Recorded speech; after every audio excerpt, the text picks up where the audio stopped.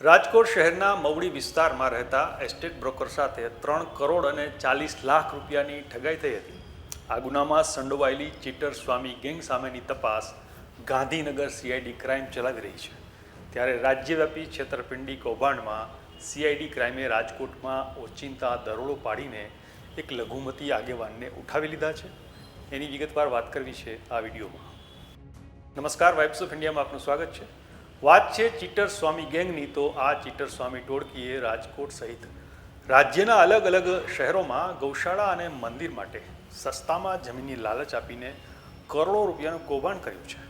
રાજકોટમાં આ ટોળકીએ 3.40 કરોડની ઠગાઈ કરી હતી. એક ગુનામાં આર્થિક ગુના નિવારણ શાખાએ એમપી સ્વામીના સાગરીતો એવા સુરતના શિક્ષક લાલજી ઢોલા અને બીજા 2 શખ્સોને ગોવા એરપોર્ટ પરથી પકડી લીધા હતા અને બાદમાં આ કૌભાંડ રાજ્યવ્યાપી હોવાથી એની તપાસ ગાંધીનગર સીઆઈડી ક્રાઇમને સોંપવામાં આવી હતી. આ ચીટિંગ કેસમાં સંડોવાયેલા વડતાલ સ્વામિનારાયણ સંપ્રદાયના માધવપ્રિય સ્વામી ઉર્ફે એમપી સ્વામી, જાલણસરના વિજયપ્રકાશ સ્વામી ઉર્ફે વીપી સ્વામી, જયકૃષ્ણ સ્વામી ઉર્ફે જેકે સ્વામી, દેવપ્રકાશ સ્વામી ઉર્ફે દેવપ્રિય સ્વામી ભૂગર્ભમાં ઉતરી ગયા છે, જેની શોધખોળ ચાલી રહી છે. એવામાં આ કૌભાંડમાં રાજકોટના એક લઘુમતી અગ્રણી મહેબૂબ ઉર્ફે મુન્ના ગુલાબભાઈ ફુલાણીની શંકાસ્પદ ભૂમિકા હોવાની હકીકતો ધ્યાને આવી એટલે ગાંધીનગર સીઆઈડી ક્રાઇમ રાજકોટમાં ત્રાટકી હતી.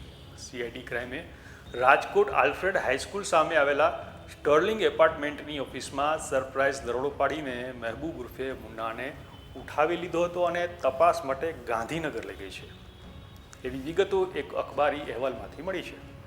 આ મહેબૂબ ઉર્ફે મુન્નો છે એ ભાજપનો સક્રિય સભ્ય હોવાનો પણ આ અહેવાલમાં દાવો કરવામાં આવ્યો છે.